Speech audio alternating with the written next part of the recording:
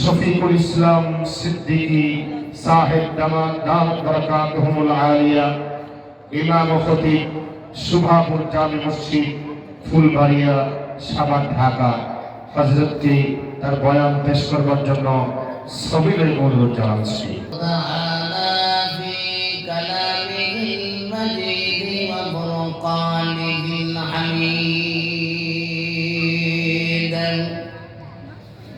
قل إن كنتم تحبون الله فاتبعوني يحببكم الله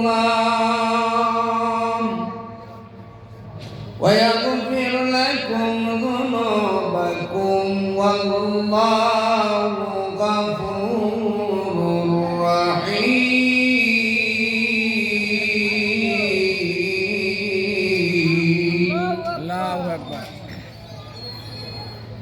إذا مات الإنسان انقطع عنه عمله إلا من ثلاثة، إلا من صدقة جارية أو علم ينتفع به أو ولد صالح يدعو له أو كما قال رسول الله صلى الله عليه وسلم: يا أيها الذين آمنوا صلوا عليه وسلموا تسليما. اللهم صل على محمد وعلى آل محمد كما بكماله كشف الدجى بجماله حسنة جميع خصاله صلوا عليه وآله. مشرق حب محمد مثل ديوان مثل خرشید شقائق سنائے سوجان ما بلغ العلا بكماله كشف الدجى بجماله حسنة جميع خصاله صلوا عليه وآله. صورتها صفا بداري حكمت لقوم ما اور یہ خراباری ہے دلے شاد مان ما بلغ العلا بکماله کشف الدجى بجماله حسنة جميع خصاله صلوا عليه وآله. আরবের বুকে মক্কার পরে আমিনার জঠাই গার খুদার করুণা কৌসরু হ্যাঁ জলসে বারংবার বলগল ওলাবি কমালিহি কশফ الدجى بجماله حسنة جميع خصاله صلوا عليه وآله. مشروق حب محمد مثل ديوان ما مثل خرشید شقائق سنائے سوجان ما سيد الكونين ختم المرسلين آخر مدبد فقر الأولين آخر مدبد فقر الأولين سبحان جودش رحمة للعالمين مسجدا وسبحان وزمين. الله يا الله يا مبارك نامها الله يا الله مومنوں کا کام ہے اللہ یا اللہ زبنے والا بری گور বেনমাজি হাসরের দিন get out।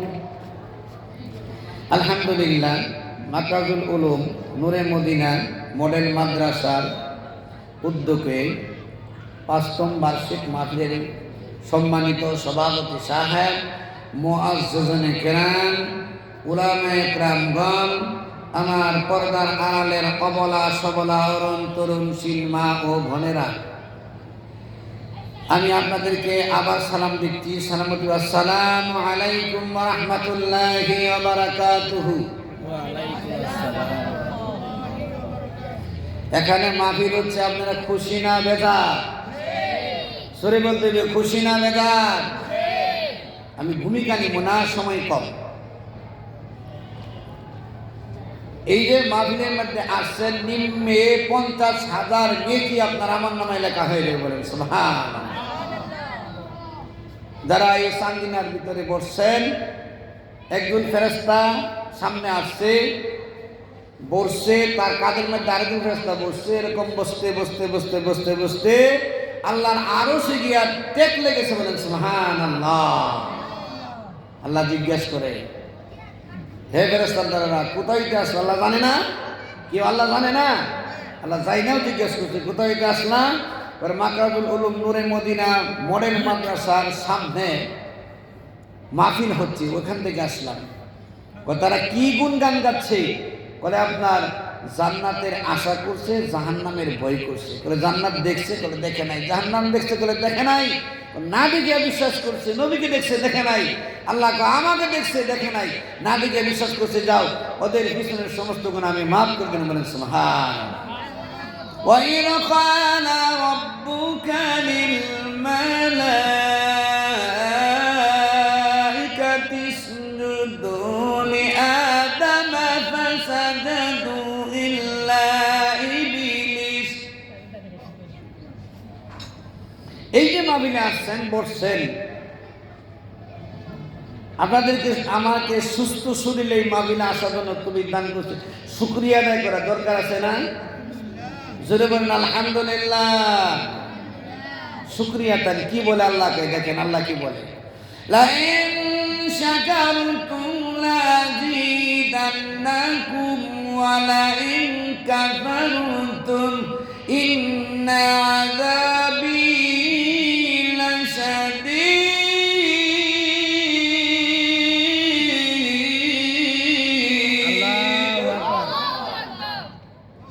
শুকর নিয়ামত নিয়ামত নিয়ামত সাওয়াত, শুকর নিয়ামত নিয়ামত জায়েল সাওয়াত, শুকর নিয়ামত রাখা মানে মিদেহাত, গাফেলারা ঘুষে মানে মিদেহাত। আল্লাহ পাক রব্বুল আলামিন তার কালামের মধ্যে ঘোষণা করে দিয়েছেন, লাইন শাকারতুম লাযীদান্নাকুম ওয়া লাইন কাফারতুম ইন্না আযাবী লাশাদীদ। আল্লাহ পাক রব্বুল আলামিন বলেন, যে ব্যক্তি আমার নিয়ামত পায়া শুকর আদায় করবে, তার নিয়ামত আমি বেশি করে বাড়াইয়া দেব। আর যে ব্যক্তি আল্লাহ পাক রব্বুল আলামিনের নিয়ামত পায়া শুকর আদায় করবে না, তার জন্য নিয়ামত আস্তে আস্তে ছিনিয়ে নিয়ে যাবে, টের পাবে না, বলেন নাউযুবিল্লাহ। আর তার জন্য রেখে দিয়েছে ইন্না আযাবী লাশাদীদ। তার জন্য রেখে দিয়েছে আল্লাহ পাক রব্বুল আলামিন শক্ত আযাব, বলেন নাউযুবিল্লাহ। শুকর নিয়ামত নিয়ামত আব্বাজু সাওয়াত, শুকর নিয়ামত নিয়ামত জায়েল সাওয়াত, শুকর নিয়ামত রাখা মালে মিদেহাত, গাফেলারা ঘুষে মানে মিদেহাত। কবি বলছেন, যে ব্যক্তি আল্লাহ পাক রব্বুল আলামিনের নিয়ামত পায়া শুকর আদায় করবে, তার নিয়ামত আল্লাহ পাক রব্বুল আলামিন বেশি করে বাড়াইয়া দেবে। আর যে ব্যক্তি আল্লাহ পাক রব্বুল আলামিনের নিয়ামত পায়া শুকর আদায় করবে না, তার নিয়ামত আল্লাহ পাক রব্বুল আলামিন আস্তে আস্তে রাখা মানে মানে কানত দইরা দইরা সিনাইয়া নিয়ে, বলেন নাউযুবিল্লাহ। এই জন্য শুকরিয়া আদায় করা দরকার আছে না? দরকার আছে। বাবারা তোমরা জোরে জোরে কথা বলবা, শুকরিয়া আদায় করার দরকার আছে না? হযরত মুসা আলাইহিস সালামের জামানায় বৃষ্টি পড়ে না, বৃষ্টি না পড়ার কারণে যখন ব্যাঙে কিন্তু বৃষ্টি ছাড়া থাকতে পারে না, পানি ছাড়া ব্যাঙ থাকতে পারে না। হযরত মুসা আলাইহিস সালামের জামানায় হযরত মুসা আলাইহিস সালাম আল্লাহর সঙ্গে তুর পাহাড়ে গিয়া কথা বলবে, কথা বলার পরেই তখন ব্যাঙে আসিয়া হাজির হয়ে গেল, ব্যাঙে হাজির হয়ে গেল। বলল, হে নবী মুসা, আপনি কি আল্লাহর সঙ্গে কথা বলতে যাবেন? বলে, হ্যাঁ আমি আল্লাহর সঙ্গে কথা বলতে যাব। বলে, আমার একটা দরখাস্ত আল্লাহর কাছে পৌঁছে দিবেন। বলে, কি দরখাস্ত? বলে, কতদিন পরে বৃষ্টি পড়বে আল্লাহ পাক রব্বুল আলামিনের কাছে জিজ্ঞাসা করবেন।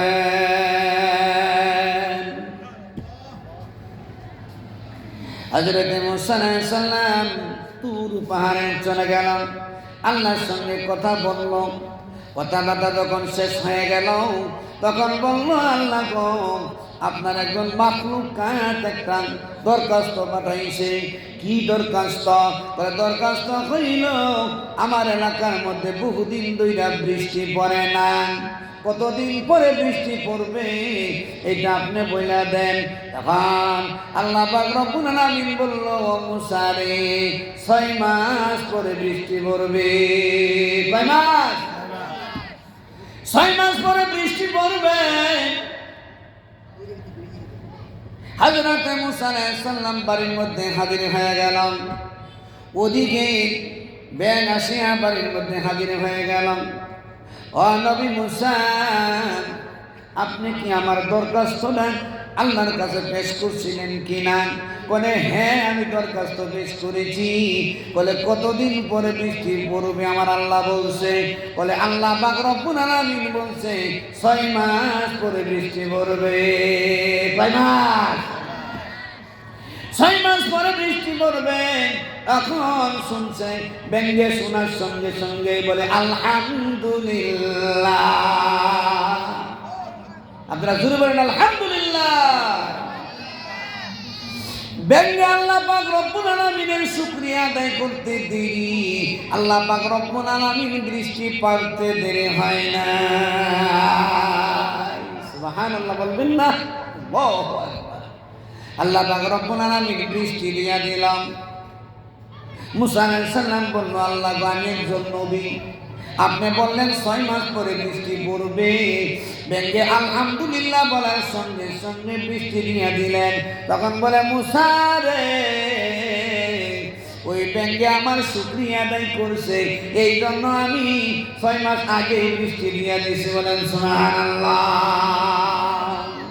লাইন শাকারতুম লাযীদান্নাকুম ওয়া লাইন কাযাবতুম ইন্না আযাবি লাশাদীদ।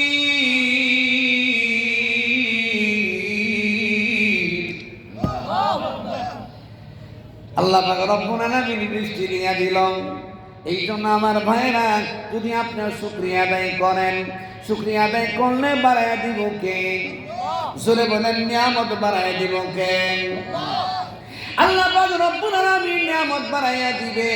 আমার বন্ধুরা লক্ষ্য করিয়া শোনেন, এই যে মাদ্রাসা, এটা হলো জান্নাতের বাগান। বলেন সুবহানাল্লাহ। কের বাগান? জান্নাতের বাগান। স্কুল কি জান্নাতের বাগান নাকি? মাদ্রাসা জান্নাতের বাগান। ভাইরা আমার, বন্ধুরা আমার, লক্ষ্য করিয়া শোনেন, এই কয়েক বছর আগে সাভারের মধ্যে হুজুর যখন ওই মাদ্রাসায় ছিল, বাগবাড়ি ছিল না, ওই মাদ্রাসায় ছিল, হ্যাঁ, শাহীবাগ যখন ছিল তখন ভূমিকম্প হয়েছিল। ভূমিকম্প হওয়ার পরে তখন দেখছিল, আল্লাহু আকবার, অনেক বিল্ডিং ফাইটে গেছিল, অনেক মানুষ বাইরে হয়ে গেছে, দৌড়াদৌড়ি শুরু হয়ে গেছিল। ছাত্ররা কোরআন শরীফ তেলাওয়াত করতেছে, মাদ্রাসার মধ্যে কোনো কিছু হয় নাই। বলেন সুবহানাল্লাহ। বুঝাচ্ছে নাকি? পাশে মাদ্রাসা, কিছুই হয় নাই। এই জন্য ছাত্ররা ফজরের আগে আগে ঘুম থেকে উঠিয়া কোরআন শরীফ তেলাওয়াত করে। আল্লাহু আকবার। এই জন্য এই সমস্ত মাদ্রাসা থাকার কারণে এলাকার মধ্যে আল্লাহ পাক রব্বুল আলামিন রহমত জারি করে দিতে বলে সুবহানাল্লাহ। আর এই সমস্ত মাদ্রাসা আমরা কি করি? ভালোবাসি না, মহব্বত করি না। আল্লাহু আকবার। মাদ্রাসাকে ভালোবাসতে হবে, মাদ্রাসার শিক্ষককে ভালোবাসতে হবে, মাদ্রাসার ছাত্রদেরকে ভালোবাসতে হবে। কেননা যদি আপনি মাদ্রাসাকে ভালোবাসেন, দিনের নবীরে ভালোবাসলেন, আলহামদুলিল্লাহ কার প্রতিষ্ঠা কার? দিনের নবী। প্রতিষ্ঠাতা কার? দিনের নবী। নমুনে সোফা মাদ্রাসা ছিল না দিনের নবীর?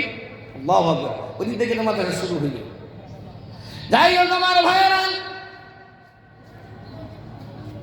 আমি একটি হাদিস পড়েছি, ইদা মাতা ইনসানিন কাতআনহু আমালুহু ইল্লা মিন সালাসাতিন ইল্লা মিন সাদাকাতিন জারিয়াতিন আও ইলমিন ইয়ানতাবাহু বিহি আও ওয়ালাদিন সালিহিন ইয়াদউ লাহু।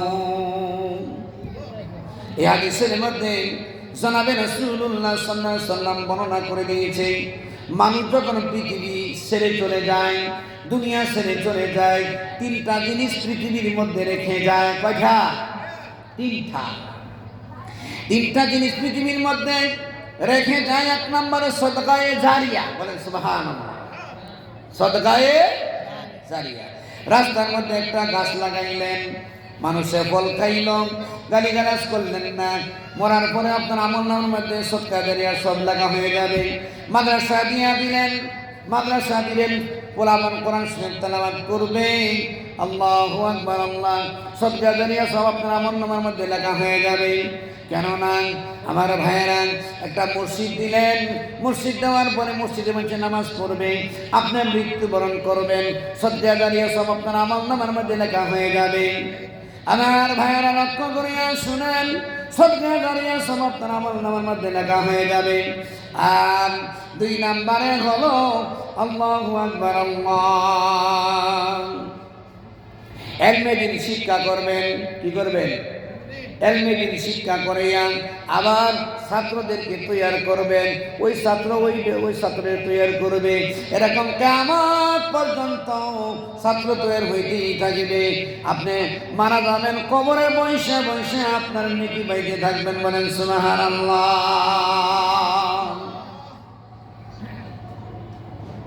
কেননা আমার ভাইয়েরা, একটা ছাত্র যদি হাফেজ হয়, কি হয়? একটা ছাত্র যদি হাফেজ হয়, জাহান্নামের মধ্যে কপালের মধ্যে লেখা আছে ওই ব্যক্তিরা জাহান্নাম 10 জন। কয়জন? 10 জন মানুষকে সুপারিশ করিয়া জান্নাতের মধ্যে নিতে পারে, বলেন সুবহানাল্লাহ। আমার ভাইয়েরা লক্ষ্য করিয়া শুনেন, আর আপনি যে ব্যক্তি দান খয়রাত করেন, আলেমদেরকে ভালোবাসে, মহব্বত করেন, মাদ্রাসার সঙ্গে জড়িত আছে, ওই ব্যক্তিও কিন্তু এই সদকা জারিয়ার মধ্যে পড়ে, বলেন সুবহানাল্লাহ। ভাইরা আমার, বন্ধুরা আমার, কবরের আযাব সত্য না মিথ্যা? জুড়ে বলেন, কবরের আযাব সত্য না মিথ্যা? আল্লাহু আকবার, আল্লাহু আকবার, আল্লাহ। আর 3 নম্বরে হলো, একটা ছেলে সন্তান যদি পৃথিবীর মধ্যে রেখে যাইতে পারেন, সুবহানাল্লাহ, ওই ছেলে আপনার জন্য দোয়া করবে, রব্বির হামহুমা কামা রব্বায়ানি সগীরা, রব্বির হামহুমা কামা রব্বায়ানি সগীরা। ভাইজান, যখন এই দোয়া আমি পড়ি, আমার চোখ দিয়ে অটোমেটিক পানি জোর করে পড়তে থাকে। কেননা আমার বাবা আজকে দুনিয়ার মধ্যে নাই, আমার বাবা দুনিয়ার মধ্যে নাই। এক চিল্লার জন্য গিয়েছিল আমার বাবা, 32 দিনের মাথায় দুনিয়া ছেড়ে চলে গেছে। আল্লাহু আকবার। এই জন্য আমার ভাই, যদি ছেলে সন্তান পৃথিবীর মধ্যে রেখে দিতে পারেন, আপনার জন্য দোয়া করবে, আপনার কবরের গুনাহ আযাব আল্লাহ পাক রব্বুল আলামিন মাফ করে দিবে। বলেন সুবহানাল্লাহ। একজন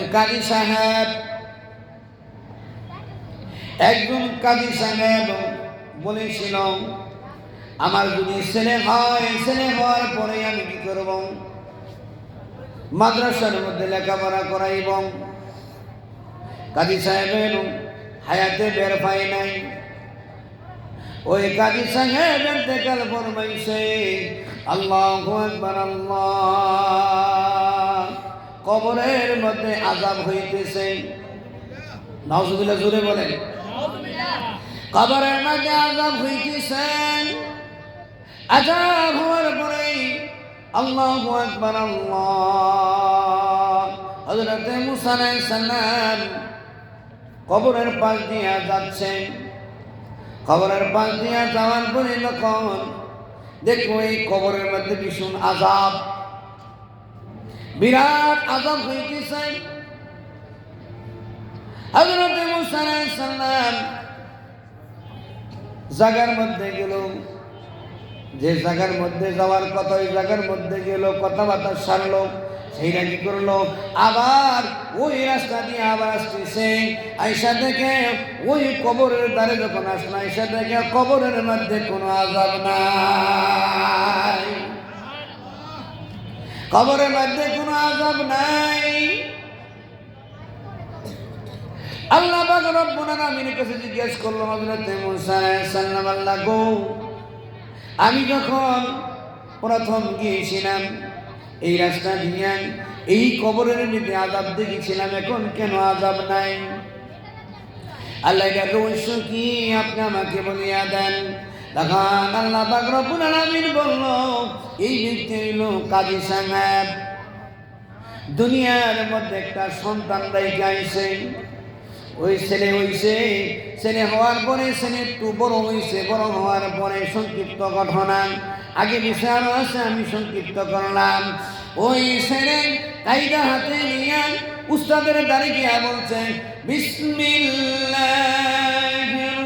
রাহমানির রাহিম।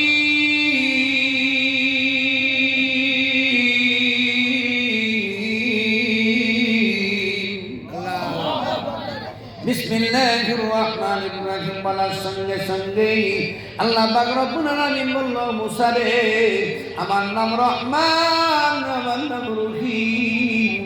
আমি যদি ওই ব্যক্তিরে মাফ না করি, আমার নাম রহমান, আমার নাম রহিম, এই দয়ালু অতি দয়ালু আমার নাম থাকে না। এই জন্য আমি ওই ব্যক্তির কবরের আযাব আমি মাফ করে দিয়েছি। বলেন সুবহানাল্লাহ। ভাইরা আমার, বন্ধুরা আমার, লক্ষ্য করিয়া শুনেন। আব্দুল কুদ্দুস গঙ্গুই রহমাতুল্লাহ আলাইহি, নাম শুনছেন না? আহা, আব্দুল কুদ্দুস গঙ্গুই রহমাতুল্লাহ আলাইহি বিশাল বড় আলেম ছিল। আলেম থাকার পরে তখন কি করেছেন? পুলিশের চাকরি করতো। কে চাকরি? পুলিশের চাকরি করত, আলেম হওয়া সত্ত্বেও। আব্দুল কুদ্দুস গঙ্গুই রহমাতুল্লাহ আলাইহি বাড়ি হইতে রওনা হইল। রওনা হওয়ার পরে তখন দেখল অনেক মানুষ বৈশা রয়েছে। বৈশা থাকার পরে সামনে একটা লাশ। আব্দুল কুদ্দুস গঙ্গুই রহমাতুল্লাহ আলাইহি জিজ্ঞাসা করল, ভাইজান, আপনি কি জানাজার নামাজ পড়াইতে পারবেন নাকি? আগে কিন্তু জানাজা পড়াইবার জন্য কোনো লোক পাওয়া গেছে না, আলেম পাওয়া গেছে না।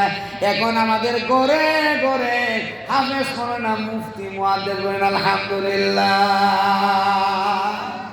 শুকরিয়া শুকরিয়া। ভাইরা আমার, বন্ধুরা আমার, বলে হ্যাঁ আমি নামাজ পড়াইতে পারবো, জানাজার নামাজ পড়াইতে পারবো। তখন বলে আসুন, জানাজার নামাজ শেষ করলেন। জানাজার নামাজ শেষ করার পরে তখন কবরের মধ্যে যাবে, কবরে নামবো কে? আব্দুল কুদ্দুস গঙ্গোহী রহমাতুল্লাহ আলাইহি মনে করো না হারে ওই ব্যক্তিরা যখন আলেম পায় না কবরে যে নামলো এটাও তো বোধ জানে না, আমি যাই। আব্দুল কুদ্দুস গঙ্গোহী রহমাতুল্লাহ আলাইহি কবরের দ্বারে গেল, বলে কবরে নামবো কেটা? গেল আমি নামবো।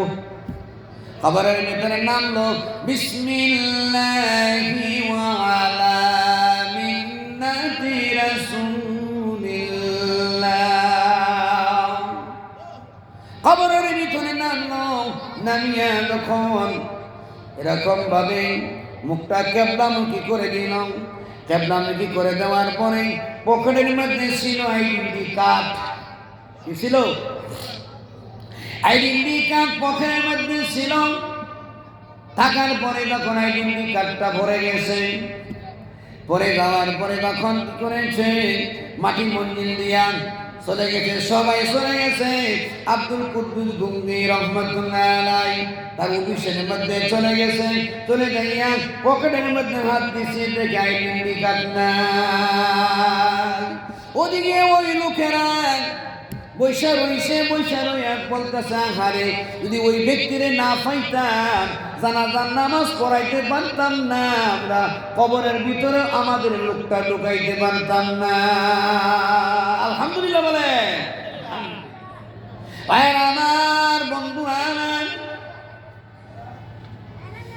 আব্দুল কুদ্দুস গঙ্গোহী রহমাতুল্লাহ আলাইহি পকেটের মধ্যে আইডেন্টি কার্ড না পাইয়া রাস্তা দিয়ে হাঁটে আর বিছায় সুবহানাল্লাহ আলহামদুলিল্লাহ ওয়া লা ইলাহা ইল্লাল্লাহু আল্লাহু আকবার। যদি কারো জিনিস হারায় যায় এটা বলতে পারেন ইন্না লিল্লাহি ওয়া ইন্না ইলাইহি রাজিউন, এটাও বলতে পারেন।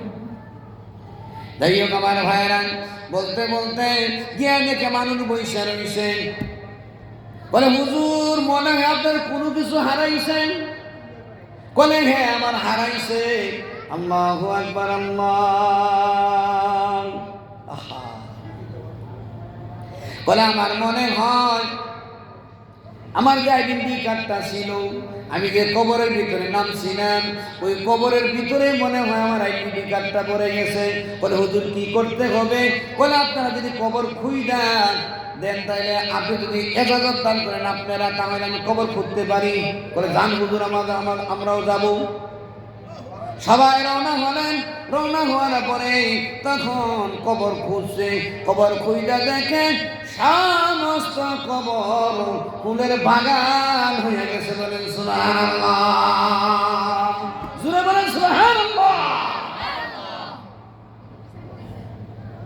ফুলের বাগান হয়ে গেছে। ওই ফুলের বাগানের উপরে আইডেন্টি কার্ডটা রেখে দিয়েছেন। আইডেন্টি কার্ডটা রেখে দিয়েছেন আব্দুল কুদ্দুস গঙ্গোহী রহমাতুল্লাহ আলাইহি। আইডেন্টি কার্ডটা লইল, লওয়ার পরে ওদেরকে জিজ্ঞাসা করলো, ভাইজানরা এই ব্যক্তির কে আছে? এই ব্যক্তির দুনিয়ার মধ্যে কে আছে? বলে এই ব্যক্তির একটা মেয়ে আছে, একটা কন্যা সন্তান আছে, আর সন্তান নাই। বলে আমি এক কন্যা সন্তানের কাছে যাব। আব্দুল কুদ্দুস গঙ্গোহী রহমাতুল্লাহ আলাইহি ওই কন্যা সন্তানের কাছে গেলাম, যাইয়া বলল, মা গো, ও মা, তোমার আব্বা জান কি আমল করতো গো মা? বলে আমার আব্বা জান কৃষি কাজ করতো। আলহামদুলিল্লাহ। কি কাজ করতো? কৃষি কাজ। কৃষি কাজ করতো। করার পরে তখন বলতেছে আর কি আমল করতো? বলে আমার আব্বা জান ওই যে তক্তা দেখা যায়, তক্তার মধ্যে কোরআন শরীফ রাখতো না, কে তক্তা ঝুলে কোরআন শরীফ রাখতো। বিবাহ করবার গেলে বলে মেয়ে কি কোরআন শরীফ পড়া আছে? ওই সময় দেখতে সিনিয়া বিবাহ করে। আর এই যে বিবাহ করার পরে এই যে কোরআন শরীফ আইনা থইয়ে দিছে, বাস ওই রোজার মধ্যে শুরু করে, বছর একবারও দেখে না, মহিলা আবর্জনা ভইরা দা। আল্লাহু আকবার, আল্লাহু আকবার। ভাইরা আমার, বন্ধুরা আমার, আব্দুল কুদ্দুস গঙ্গুই রহমাতুল্লাহ আলাইহি তখন বলল, মা গো মা, তোমার আব্বাজান কি আমল করতো? বলে তত্তার উপরে দেখা যায় নামাইছে। নামানির পরে তখন বলে, আমার আব্বাজান এটা পড়তে জানতো না, খালি বলতো এই কালাম সত্য হে, এই কালাম সত্য হে, সুবহানাল্লাহ, এই কালাম সত্য হে, এই কালাম সত্য হে। আর খালি পাতা উল্টাইতো, খালি পাতা উল্টাইতো, খালি উল্টাইতো। তারপরে যতন করিয়া মহব্বত করিয়া কোরআনটা রেখা দিত। বলে এই জন্যই তো তোমার আব্বাজানের কবরের মধ্যে আল্লাহ পাক রব্বুল আলামিন ফুলের বাগান করে দিয়েছে। বলেন সুবহানাল্লাহ। ফুলের বাগান করে দিয়েছে। এই জন্য আমার ভাইয়েরা, যাদের ছেলে মেয়ে আলেম হইবে, আলেম হওয়ার পরে তাদের মাতা পিতাকে আল্লাহ পাক রব্বুল আলামিন নূরের টুপি মাথায় দেওয়াই। বলেন সুবহানাল্লাহ। আর বাবারা, যারা হাফেজ হইছেন, যারা হাফেজ হইছেন, তাদের কি করবে? আল্লাহ পাক রব্বুল আলামিন বলবে 6,666টি আয়াত আছে। হাফেজ শব্দ বলে তেলাওয়াত করো, সুবহানাল্লাহ করো, তেলাওয়াত করো। তেলাওয়াত শুরু করবে, বিসমিল্লাহির রাহমানির রাহিম,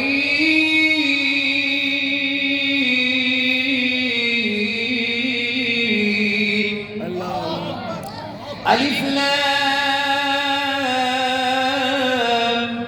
মিম, যালিকাল কিতাবু লা রাইবা ফীহি, হুদাল লিল মুত্তাকিন।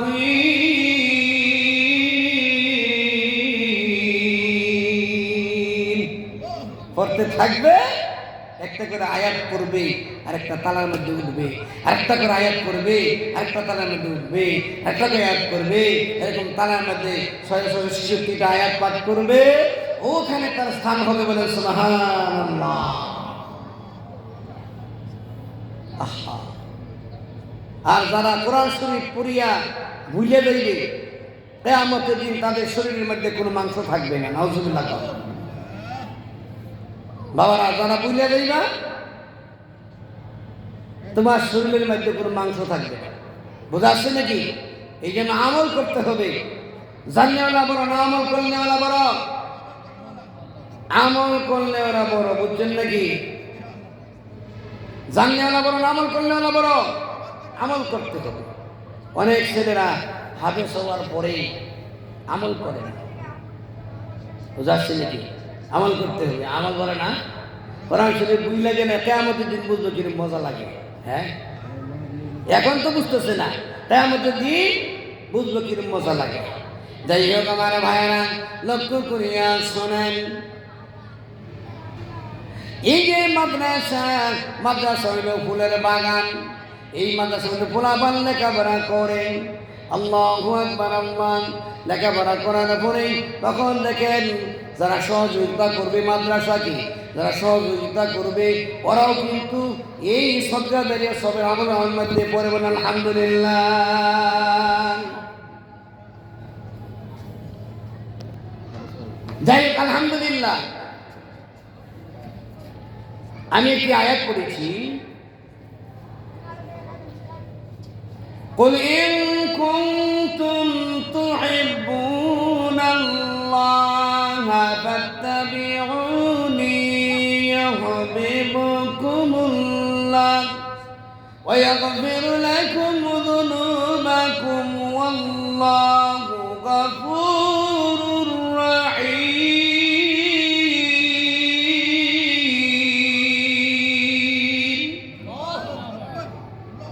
এই আয়াতের মধ্যে আল্লাহ পাক রব্বুল আলামিন বলে, তুমি যদি আল্লাহকে পেতে চাও তাহলে হবিবকে ভালোবাসো। হবিব মানে কি? নবীকে ভালোবাসো। আলহামদুলিল্লাহ। কাকে ভালোবাসবো? নবীকে ভালোবাসবো। मोहब्बत एक से होता है, मोहब्बत एक से होता है, हजारों से नहीं, रोशनी समझू से होता है, सतारों से नहीं। मोहब्बत एक से होता है, हजारों से नहीं, रोशनी समझू से होता है, सतारों से नहीं। मोहब्बत बासले नबीकेই বাসবো, আলহামদুলিল্লাহ। ভালো যদি বাঁচতে চাও নবীকে বাসো, ভালো যদি বাঁচতে চাও নবীকে বাসো।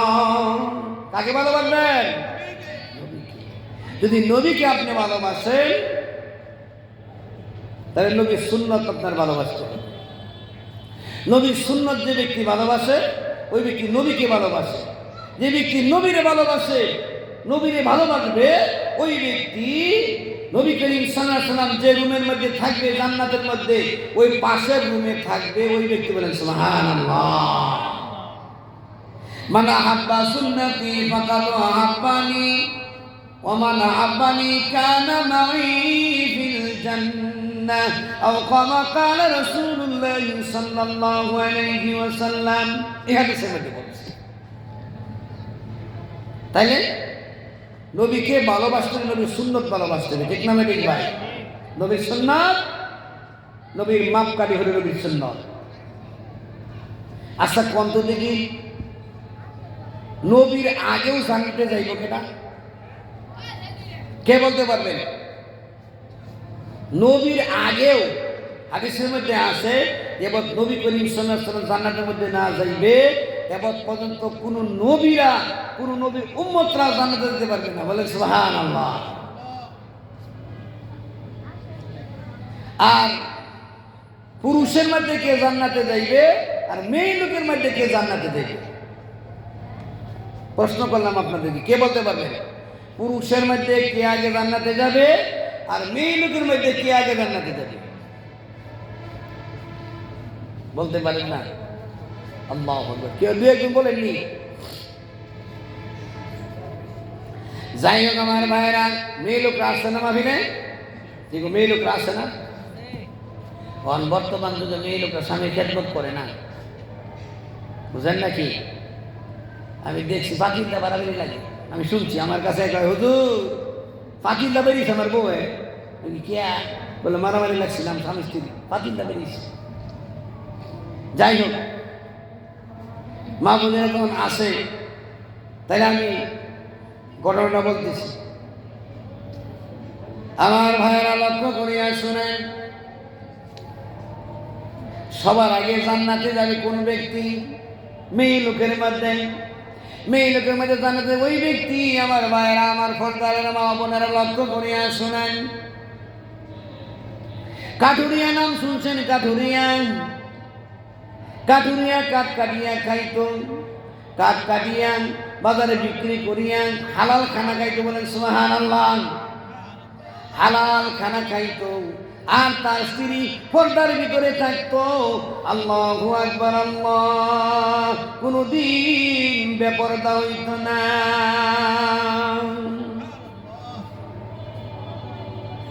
আমার ভাইয়েরা তখন কি করেছে?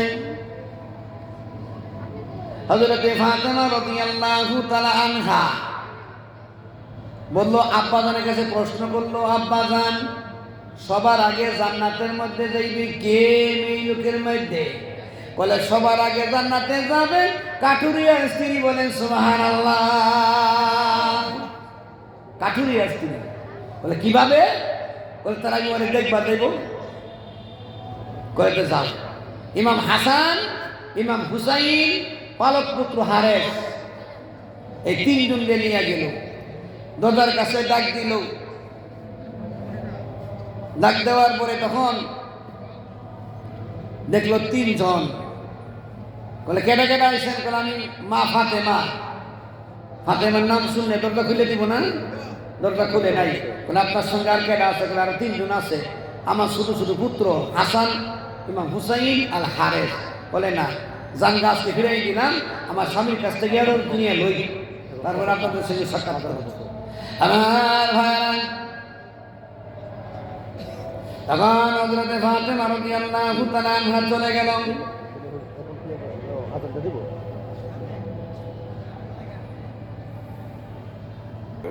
ইনশাআল্লাহ আমার জন্য আপনারা দোয়া করবেন, আপনাদের জন্য আমি দোয়া করি। আসসালামু আলাইকুম ওয়া রাহমাতুল্লাহি ওয়া বারাকাতুহু। যে কথাবার্তা বললাম আগে আমাকে আল্লাহ পাক রব্বুল আলামিন আমল করুন, তুমি দান করো। আমিন, সকলে বলুন আমিন। আসসালামু আলাইকুম ওয়া রাহমাতুল্লাহি ওয়া বারাকাতুহু। এই মাদ্রাসাকে আল্লাহ পাক রব্বুল আলামিন মাকাদুল উম্মাহ নূরে মদিনা মাদ্রাসা কবুল করুন, মাদ্রাসার নাজরুল সাহেবকে কবুল করুক, মাদ্রাসার ছাত্রকে কবুল করুক। আল্লাহ পাক রব্বুল আলামিন তার বাসাকে কবুল করুক, আল্লাহ পাক তার ছেলে মেয়েকে কবুল করুক। সকলে বলেন আমিন। এই মাদ্রাসাকে আল্লাহ পাক রব্বুল আলামিন দাওয়ায়ে হাদিস পর্যন্ত করার জন্য দান করুন। সকলে বলেন আমিন। আসসালামু আলাইকুম ওয়া রাহমাতুল্লাহি ওয়া বারাকাতুহু। আমার দুইটা ছেলে মাদ্রাসা হাফেজ হয়েছে, আলহামদুলিল্লাহ, ইনশাআল্লাহ। আল্লাহ পাক রব্বুল আলামিন দান করুন। আমিন।